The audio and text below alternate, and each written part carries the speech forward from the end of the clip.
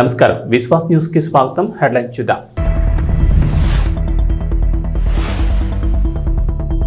రుణమాఫీ వర్తించిన రైతులకు good news. వివరాల నమోదుకు యాప్, రేపటి నుంచి సర్వే.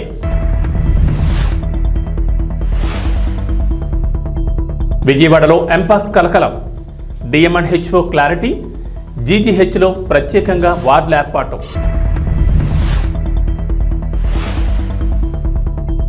హైదరాబాద్ నగరంలో గణేష్ మండపాల ఏర్పాటుకు ముందస్తు చర్యలు.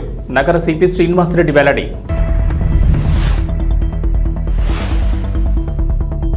తెలంగాణకు రైన్ అలర్ట్. నేడు పలు జిల్లాల్లో భారీ వర్షాలు, ఎల్లో అలర్ట్ జారీ. తెలంగాణ ప్రభుత్వం 2 లక్షల రైతు రుణమాఫీ పథకం అమలు చేసిన సంగతి తెలిసిందే. మొత్తం 3 విడతల్లో రైతుల ఖాతాల్లో డబ్బులు జమ చేశారు. మొత్తం 31,000 కోట్లు రైతుల అకౌంట్లలో జమ చేసినట్లు సర్కార్ వెల్లడించింది. అయితే కొందరు రైతులకు అర్హతలున్న రుణమాఫీ వర్తించలేదు. రేషన్ కార్డు లేకపోవడం, ఆధార్ కార్డులో తప్పులు, పట్టాదారు పాస్ పుస్తకంలోని పేరుతో సరిపోలకపోవడం వంటి కారణాలతో వారికి రుణమాఫీ కాలేదు. దీంతో ఆయా రైతులు ఆందోళన వ్యక్తం చేస్తున్నారు. ఈ నేపథ్యంలో అటువంటి రైతులకు రైతు రుణమాఫీ వర్తించేలా ప్రభుత్వం కీలక నిర్ణయం తీసుకుంది. ఆయా రైతుల వివరాల నమోదుకు రైతు భరోసా పంట రుణమాఫీ యాప్ను తెలంగాణ వ్యవసాయ శాఖ రూపొందించింది. ఈ యాప్ను ఇప్పటికే అన్ని జిల్లాల వ్యవసాయ అధికారులు, డివిజన్, మండల స్థాయిలోని వ్యవసాయ విస్తరణాధికారులకు పంపించింది. వారు రుణమాఫీ వర్తించిన రైతుల సమాచారం తెలుసుకుని యాప్లో నమోదు చేయాలని ప్రభుత్వం మార్గదర్శకాలు జారీ చేసింది. రేపటి నుంచి ఈ సర్వే ద్వారా యాప్లో వివరాల నమోదు ప్రక్రియ ప్రారంభమవుతుందని అధికారులు తెలిపారు. మన దేశంలో ప్రతి ఏడాది గణేష్ నవరాత్రి ఉత్సవాలు ఘనంగా నిర్వహిస్తారు. పల్లె పట్టణం అనే తేడా లేకుండా గల్లీ గల్లీలో గణనాథుడు కొలువు తీరుతాడు. ఈ ఉత్సవాల్లో ముఖ్యంగా యువత ఎక్కువగా పాల్గొంటారు. చందాలు పోగేసి మరీ గణేశుడికి మండపాలు ఏర్పాటు చేస్తారు. 9 రోజుల పాటు ఘనంగా పూజలు చేసి గణపయ్యను గంగమ్మ ఒడికి చేరుస్తారు. ఈ ఏడాది సెప్టెంబర్ 7న వినాయక చవితి ఉత్సవాలు ప్రారంభం కానున్నాయి. అదే నెల 15న మహానిమజ్జన ఊరేగింపు కార్యక్రమాలు ఉంటాయి. అయితే గణేష్ మండపాలు ఏర్పాటు చేయాలంటే కొన్ని రూల్స్ ఖచ్చితంగా పాటించాల్సి ఉంటుంది. ప్రభుత్వం నుంచి ఖచ్చితంగా అనుమతి తీసుకోవాలి. ఈ మేరకు నిర్వాహకులు నిబంధనలు పాటించాలని హైదరాబాద్ నగర పోలీస్ కమిషనర్ కొత్తకోట శ్రీనివాసరెడ్డి ఒక ప్రకటన విడుదల చేశారు. శాంతి భద్రతలకు ఎలాంటి విఘాతం కలగకుండా సహకరించాలని నిర్వాహకులు, ఉత్సవ కమిటీలను సిపి కోరారు. ప్రస్తుతం తెలంగాణలో ఎన్ కన్వెన్షన్ సెంటర్ కూల్చివేయడం హాట్ టాపిక్ గా మారింది. మీడియా, సోషల్ మీడియా ఎక్కడ చూసినా ఇప్పుడు ఇవే వార్తలు దర్శనమిస్తున్నాయి. తుమ్మిడికుంట చెరువును ఆక్రమించి అక్కినేని నాగార్జున ఎన్ కన్వెన్షన్ సెంటర్ను నిర్మించారని హైడ్రా అధికారులు కూల్చివేయగా, అయితే ఆ స్థలాన్ని ఆక్రమించలేదని నాగార్జున చెబుతున్నారు. అంతేకాకుండా ఈ విషయం రాజకీయంగా కూడా తీవ్ర సంచలనంగా మారింది. ప్రభుత్వ కార్యాలయాలు, అధికార పార్టీకి చెందిన నేతల నిర్మాణాలు కూడా కూల్చివేస్తారా అంటూ ప్రతిపక్ష పార్టీలు తీవ్ర విమర్శలు గుప్పిస్తున్నారు. ఈ క్రమంలోనే గత 2 రోజులుగా ఎన్ కన్వెన్షన్కు సంబంధించిన ఎన్నో వార్తలు చక్కర్లు కొడుతున్నాయి. ఈ సందర్భంగా ఎన్ కన్వెన్షన్ విషయంలో వస్తున్న వదంతులు నమ్మొద్దంటూ అక్కినేని నాగార్జున అభిమానులు, శ్రేయోభిలాషులకు విజ్ఞప్తి చేశారు. ఎన్ కన్వెన్షన్ కూల్చివేత విషయంలో తాను హైకోర్టు వెలువరించే తీర్పు కట్టుబడి ఉంటానని ఈ సందర్భంగా నాగార్జున తెలిపారు. తీర్పు వెలువడే వరకు ఎలాంటి వదంతులు, అవాస్తవాలు నమ్మొద్దని ట్విట్టర్ వేదికగా విజ్ఞప్తి చేశారు. ఈ మేరకు ట్వీట్ చేసిన నాగార్జున, ప్రియమైన అభిమానులు, శ్రేయోభిలాషులకు ఎన్ కన్వెన్షన్కు సంబంధించి వస్తున్న వార్తల్లో వాస్తవాల కంటే ఊహాగానాలు ఎక్కువగా వినిపిస్తున్నాయి. పట్టాభూమిలోనే కన్వెన్షన్ నిర్మించాం, ఒక్క సెంటు కూడా ఆక్రమించలేదు. తుమ్మిడికుంట చెరువు ఆక్రమణ గురి కాలేదని special court AP land grabbing act 24/2/2014 ఓ ఆర్డర్ SR 3943/2011 ద్వారా జడ్జిమెంట్ ఇచ్చింది. ప్రస్తుతం నిర్మాణం, చట్టబద్ధతపై నిర్ణయాధికారం కోసం హైకోర్టును ఆశ్రయించాం. న్యాయస్థానం తీర్పును కట్టుబడి ఉంటాను, అవాస్తవాలు నమ్మకండి తెలిపారు. ఆంధ్రప్రదేశ్ ప్రభుత్వం కీలక నిర్ణయం తీసుకుంది. యువతకు సంబంధించి సరికొత్త కార్యక్రమాన్ని తీసుకొస్తోంది. రాష్ట్రంలో ఔత్సాహిక పారిశ్రామికవేత్తలుగా ఎదగాలి అనుకునే యువతకు చేయూతనివ్వాలని భావిస్తోంది. రాష్ట్ర ప్రభుత్వం ఎలాంటి వారి కోసం EDP అనే కొత్త కార్యక్రమాన్ని అమలు చేయాలని భావిస్తోంది. ఈ మేరకు ప్రణాళికలు సిద్ధం చేస్తోంది. బీసీ, ఆర్థికంగా వెనుకబడిన తరగతులు, కాపు యువతను ఔత్సాహిక పారిశ్రామికవేత్తలుగా తీర్చిదిద్దే దిశగా ఈ నిర్ణయం తీసుకుంది. ఈ మేరకు ఏపీ ప్రభుత్వం హైదరాబాద్లోని జాతీయ సూక్ష్మ, చిన్న, మధ్యతరహా పరిశ్రమల సంస్థతో ఒప్పందం చేసుకోనుంది. ఈ కార్యక్రమం అమలుకు సంబంధించి ఇప్పటికే ఆ సంస్థతో ఆయా శాఖల అధికారులు చర్చలు కూడా ప్రారంభించారు. అక్కడ నేర్పించే పరిశ్రమల సిలబస్కు అనుగుణంగా 4 లేదా 6 వారాలు శిక్షణ అందిస్తారు. ఈ మేరకు ఒక్కో అభ్యర్థిపై అయ్యే ఖర్చును కేంద్ర, రాష్ట్ర ప్రభుత్వాల నిధుల నుంచి భరించనుంది. అంతేకాదు, ఏటా 2,000 మందిని ఔత్సాహిక పారిశ్రామికవేత్తలుగా తీర్చిదిద్దేలా ప్రతిపాదనలు సిద్ధం చేశారు అధికారులు. విజయవాడలో ఎంపాక్స్ అంటూ కలకలం రేపింది. ఈ ప్రచారంపై ఎన్టీఆర్ జిల్లా వైద్య ఆరోగ్య శాఖ అధికారిని సుహాసిని స్పందించారు. ఇప్పటి వరకు జిల్లాలో ఎవరిలోనూ ఎంపాక్స్ లక్షణాలు గుర్తించలేదని, దుష్ప్రచారం నమ్మొద్దని సూచించారు. ఎంపాక్స్ ప్రచారంపై విజయవాడ ప్రభుత్వ పీడియాట్రిక్స్ HOD అనిల్ కుమార్ కూడా స్పందించారు. ఎవరికి అలాంటి లక్షణాలు లేవన్నారు. అయితే దుబాయ్ నుంచి వచ్చిన కుటుంబంలో ఓ చిన్నారికి ఎంపాక్స్ లక్షణాలు ఉన్నాయని సోషల్ మీడియాలో ప్రచారం జరుగుతోంది. దీంతో ఎన్టీఆర్ జిల్లా DMNHO క్లారిటీ ఇచ్చారు. మరోవైపు మంకీపాక్స్ వార్తలతో అధికారులు అప్రమత్తమయ్యారు. ఒకవేళ ఎంపాక్స్ కేసులు వస్తే యుద్ధ ప్రాతిపదికన చర్యలు చేపట్టేందుకు సిద్ధమయ్యారు. ఈ మేరకు విజయవాడ కొత్త ప్రభుత్వ ఆసుపత్రిలో 6 పడకలు, అత్యాధునిక వైద్య పరికరాలతో ప్రత్యేకంగా వార్డు ఏర్పాటు చేశారు వైద్య ఆరోగ్య శాఖ అధికారులు. ఆరోగ్య శాఖ ఉన్నతాధికారుల ఆదేశాలతో సూపర్ స్పెషాలిటీ బ్లాక్లో వార్డును ఏర్పాటు చేసినట్లు ఆసుపత్రి సూపరింటెండెంట్ డాక్టర్ వెంకటేష్ తెలిపారు. అలాగే ఎంపాక్స్ మీద వచ్చే వదంతులను ప్రజలు నమ్మొద్దని, ఒకవేళ ఆ వ్యాధి వ్యాప్తి చెందితే తగిన చర్యలు తీసుకునేందుకు అన్ని విధాలుగా సిద్ధంగా ఉన్నామని ఆయన చెప్పారు. జనగామ జిల్లా దేవరుప్పల మండల కేంద్రంలోని బోనాల పండుగ వేడుకలను గ్రామస్తులు ఘనంగా నిర్వహించారు. ఈ సందర్భంగా యువత, మహిళలు గ్రామాల్లో బోనాలతో ఊరేగింపుగా బయలుదేరారు. డప్పు నృత్యాలతో మహిళలు పెద్ద ఎత్తున బోనాలతో గ్రామాల్లో తిరిగి అమ్మవార్లకు పూజలు నిర్వహించారు. పిల్ల పాపలను చల్లగా చూడాలని, పాడి పంటలు సమృద్ధిగా పండాలని అమ్మవారికి బోనం సమర్పించి మొక్కులు చెల్లించుకున్నారు.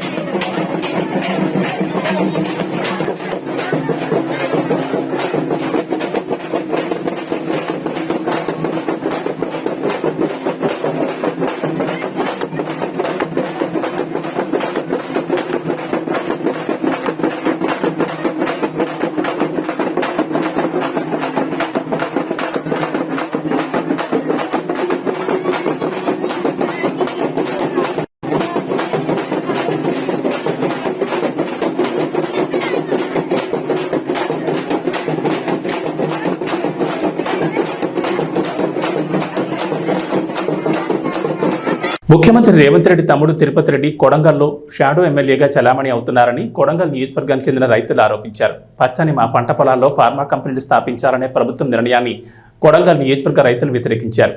కొడంగల్ నియోజకవర్గంలోని దుద్యాల మండలానికి సంబంధించిన లగచర్ల, హక్కింపేట్, పోలేపల్లి, ఆర్బీ తాండా, పులిచెర్ల కుంటతాండా, ఈర్లపల్లి తాండా గ్రామాలకు సంబంధించిన గిరిజన, దళిత, బీసీ సామాజిక వర్గాలకు చెందిన రైతులమైన మా పంట పొలాల్లో ఫార్మా కంపెనీలు స్థాపించాలని కాంగ్రెస్ ప్రభుత్వం 3,000 ఎకరాల భూమిని సేకరించడానికి పూనుకుందని బాధిత రైతులు బషీర్బాగ్ ప్రెస్ క్లబ్లో తెలిపారు. వారసత్వంగా వచ్చిన భూములు మాలో కొందరు కొనుక్కున్న భూములు, అదేవిధంగా గత ప్రభుత్వాలు పేదలకు కేటాయించిన అసైన్డ్ భూములు ఇందులో ఉన్నాయన్నారు.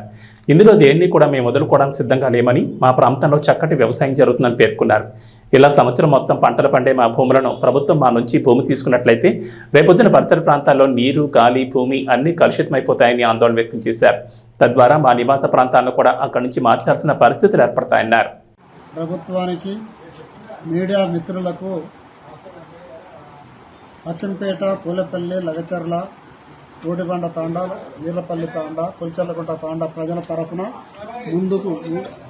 ముందు నమస్కారాలు తెలియజేస్తున్నాం. మా బాధ ఏంటంటే రేవంత్ రెడ్డి ప్రభుత్వం వచ్చిన తర్వాత మా గ్రామాలు, ఇక్కడ చెప్పిన గ్రామాల నుంచి 1,500 ఎకరాల భూమి కబ్జా చేయడం కొరకు ఆల్రెడీ నోటీసులు ఇచ్చారు. వికారాబాద్ కలెక్టర్ ద్వారా నోటీసులు ఇవ్వడం జరిగింది. ఫార్మా కంపెనీ మేము పెడతాము అని. వ్యవసాయదారులు అయితే ఇక్కడ ఉన్నోళ్ళు అర్ధెకరము, ఎకరా, 2 ఎకరాలు, 3 ఎకరాల లోపు ఉన్న సన్నకారు, చిన్నకారు, పేద రైతులు మాత్రమే మా భూములు గుంజుకుంటా అని అంటున్నారు. అక్కడ పెట్టడం వల్ల మా మొత్తం వాటర్ పొల్యూషన్ అవుతుంది ఒకటి, మా భూములు పోతున్నాయి 2. ఇన్ని గ్రామాల ప్రజలు నిరుద్యోగులమై రోడ్ల మీద పడి అడక్క తినవలసి వస్తుంది. దయచేసి మేము మనవి చేసేది ఏంటంటే, మీకు ఆ ఫార్మా కంపెనీ మాకొద్దు. మీరు ఎక్కడన్నా ప్రభుత్వ భూమికి, అదే కొడంగల్ తాలూకాలో మైలారం దగ్గర 2,000 ఎకరాలు, దుద్యాల, తొగపురం దగ్గర 7,000 ఎకరాలు, మాకు తెలిసిన ఒకడికి ఇంకా తెలియని భూమి చాలా ఉంది. మీరు అక్కడ పెట్టుకోండి, అది ప్రభుత్వ భూమి, అక్కడ ఎలాంటి అబ్జెక్షన్లు లేవు. మౌనవి ఈ భూములు గుంజుకొని నిరుద్యోగులుగా చేసి మీ వ్యవసాయ కూలీలుగా చేసి చేయవద్దని మీ అందరం మనవి. దీనివల్ల మాకు పొల్యూషన్ వస్తుంది, భూములు కోల్పోతాం. దీనికి అన్నిటికన్నా మేలు ఏంటంటే అక్కడ పండించే పంటలు మొత్తం మిల్లెట్లు, మినుములు, శనగలు, జొన్నలు, పచ్చజొన్నలు, కందులు, వరి, ఈ ధాన్యాలు పండించే పంటలు వ్యవసాయ భూములు. బంగారం లాంటి భూములు మేము వదులుకోదలుచుకోలేదు, మేము భూమికి ఇవ్వదలుచుకోలేదు. మీరు పెట్టే కంపెనీ పెట్టుకోండి. అభివృద్ధి పూర్తి చేయాలంటే గవర్నమెంట్ భూమి ఉంది, ప్రభుత్వ భూమిలో ఉండండి, దాన్ని కబ్జా చేసుకోండి, మీరు ఏమైనా చేసుకోండి, అక్కడ కంపెనీలు పెట్టండి. పెట్టరా అది మీ ఇష్టం. అభివృద్ధి పేరు అంటారా? మాకు అభివృద్ధి ఉదాహరణ మేము వ్యతిరేకులం కాము. ఓ మెడికల్ కాలేజ్ పెట్టండి, ఓ ఇంజనీర్ కాలేజ్ చేయండి, మాకు హకింపేటకు పూలపల్లికి ఓ ఇంజనీర్ కాలేజ్ చేయండి, డిగ్రీ కాలేజ్ చేయండి, అవి అభివృద్ధి చేయండి. కానీ తెచ్చి ఫార్మా కంపెనీ పెట్టి పొల్యూషన్ చేసి మాకు కనీసం పీల్చుకోవడానికి గాలి కూడా మంచి గాలి లేకుండా భూమి గుంజుకుంటావు, మంచి గాలి ఇవ్వవు, తాగడానికి నీళ్లు పొల్యూషన్. ఇంతకు ముందే మనం ఎల్బీ నగర్లో సిరీస్ కంపెనీ ఉండే, దాదాపు 30 ఏళ్ళు కలుషితమైన నీళ్లు. అట్లే నిన్న మూడు రోజుల కింద 18 మంది చనిపోయారు ఫార్మా కంపెనీ వాళ్ళు ఆంధ్రాలో. అట్లా ఇక్కడ కూడా ఎన్నో అయినాయి చౌటుపల్లి దగ్గర ఉన్న ఫార్మా కంపెనీలు. అక్కడి నుంచి ఈ ఫార్మా కంపెనీల వల్ల చెడే జరుగుతుంది కానీ మంచి జరుగుతలేదు. కాబట్టి మీ అందరితో ప్రభుత్వానికి విన్నవించకూడదు ఏంటంటే దయచేసి మా మీద కనికరించి మీకు ఓటేసినందుకు పుణ్యమా అని ఈ కార్యక్రమాన్ని మీరు ఏదైతే తలపెట్టినో ఫార్మా కంపెనీ, ఆ ఫార్మా కంపెనీ పెడదామన్న ఉద్దేశాన్ని విరమించుకోవాలని. మీరు ఎక్కడైనా పెట్టుకోండి, ప్రభుత్వ భూమి ఉంది అక్కడ పెట్టుకోండి, మమ్మల్ని బాధ పెట్టకండి, మీరు బాధపడకండి. మీ ద్వారా మేమంతా సుఖపడాలని మీకు ఓటేసి ముఖ్యమంత్రిని చేర్పించుకున్నాము. కానీ మీరు మాత్రం ఈ విధంగా బాధ పెట్టడం మాత్రం ఇది మీకు మీ విజ్ఞతగా వదిలేస్తున్నాం. దయచేసి ఎటువంటి పరిస్థితుల్లో మా భూముల జోలికి రాకండి. మేము భూములు ఎటువంటి పరిస్థితులు ఇవ్వడానికి వెళ్ళేమో, మేము దగ్గర రానియము. దేనికైనా సరే కోర్టుకు పోతాం, కంపెనీలు పెట్టనియ్యం, పెట్టినా మేము బతకనియ్యం, అది కూడా జరుగుతుంది. దయచేసి ప్రభుత్వానికి విన్నపం, మా భూముల జోలికి మీరు రాకండి, మేము మీ జోలికి మేము రాము. మీరు అభివృద్ధి చేయకున్నా చేసినా సరే మా బతుకు మమ్మల్ని బతకనియండి. మా బతుకు మేము బతుకుతున్నాం. ఎకరం 2 ఎకరాలు చూసుకొని ముసలో నుడి కూడా అంతా దాని మీద ఆధారపడి దాని ఆశతోటి తరతరాలుగా బతుకుతున్న భూమి అది. మీరు దయచేసి కలుషితం చేయవద్దని, మా దగ్గర ఫార్మా కంపెనీ తేవద్దని మీకు పాదాభివందనం చేస్తూ ముఖ్యమంత్రి గారికి విన్నవించుకుంటున్నాం. శనివారం కలెక్టర్ కార్యాలయం మీకోసం సమావేశం జిల్లాలోని తహసీల్దార్లు, టీటీలు, సర్వేయర్లు, వివిధ శాఖల రెవెన్యూ అధికారులతో పీజీఆర్ఎస్ ఫిర్యాదులు, స్వచ్ఛ ఆఫీస్ రికార్డ్, కుల ధృవీకరణ పత్రాలు, అసైన్ ల్యాండ్స్, పట్టా ల్యాండ్స్, ఓల్డ్ ల్యాండ్స్, ఖరీఫ్ ధాన్యం కొనుగోళ్లు తదితర అంశాలపై సమీక్ష నిర్వహించారు. ఈ సందర్భంగా జిల్లా joint collector T Rahul Kumar Reddy మాట్లాడుతూ మీకోసం పీజీఆర్ఎస్లో అందిన ఫిర్యాదులను నాణ్యతతో త్వరితగతిన పరిష్కరించారన్నారు. ప్రభుత్వం మీకోసం ఫిర్యాదులపై ప్రత్యేక దృష్టి సారించడం జరిగిందని తెలిపారు. ప్రతి ఫిర్యాదును క్షుణ్ణంగా చదవడం, అర్జీదారుడు ఫిర్యాదును అందజేసే టైం సమయంలో చెప్పే విషయాలను శ్రద్ధగా వినడం చేయాలన్నారు. అవసరమైతే అర్జీదారులను పిలిపించుకుని ఎన్ని రోజుల్లో ఏ విధంగా సమస్యను పరిష్కరించడానికి వీలవుతుందో కూడా తెలియజేయాలన్నారు. స్వచ్ఛ ఆఫీస్ రికార్డ్స్ మెయింటెనెన్స్ బాగా ఉండాలన్నారు. రికార్డు రూముల్లో విద్యుత్ షార్ట్ సర్క్యూట్ జరగకుండా అన్ని విధాల జాగ్రత్తలు తీసుకోవాలని ఆయన సూచించారు.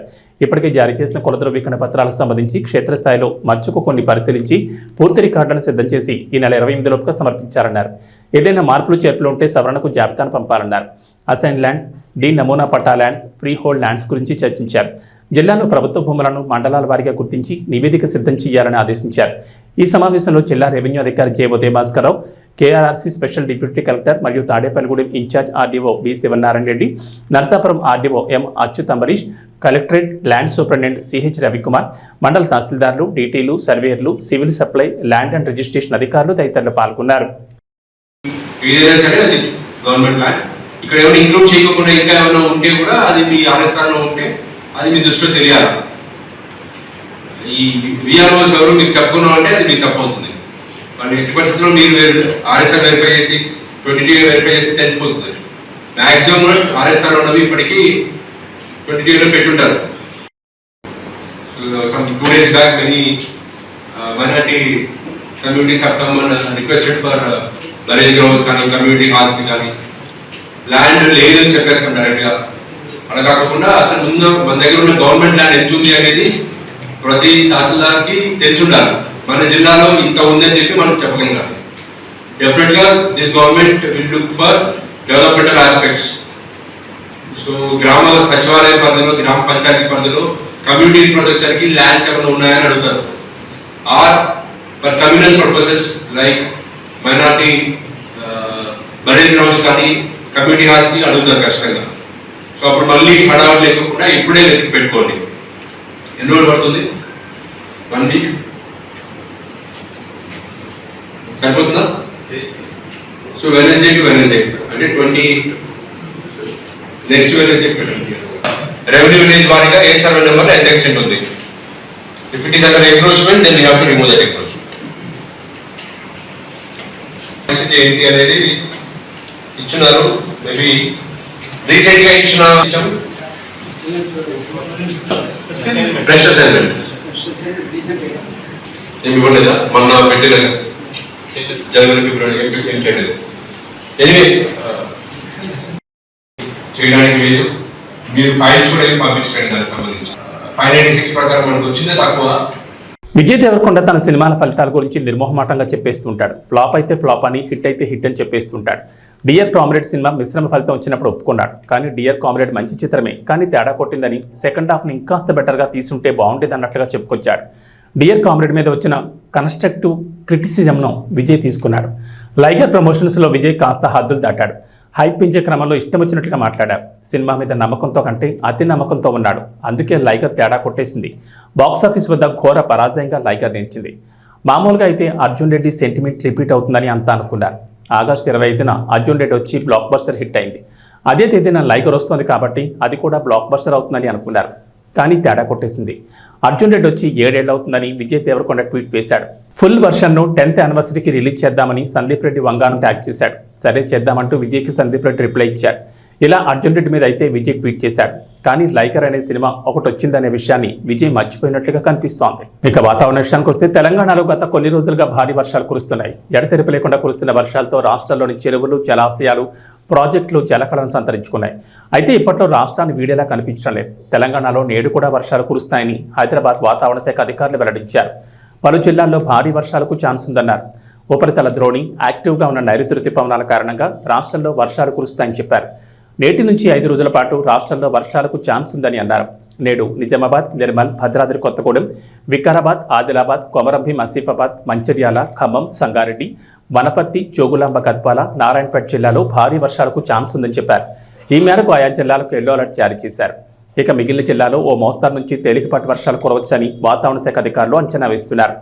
ఇక మంగళవారం మంచిర్యాల, కొమరంభీం, ఆసిఫాబాద్, ఆదిలాబాద్, కరీంనగర్, వరంగల్, హనుమకొండ, నిర్మల్, పెద్దపల్లి, భూపాలపల్లి, ఖమ్మం, సిద్దిపేట, భువనగిరి, వికారాబాద్, ములుగు, కొత్తగూడెం, సంగారెడ్డి, కామారెడ్డి, మెదక్ జిల్లాల్లో వర్షాలు కురిసే అవకాశం ఉందని వాతావరణ శాఖ వెల్లడించింది. ఇవి బులెటిన్ విశేషాలు. నమస్కారం.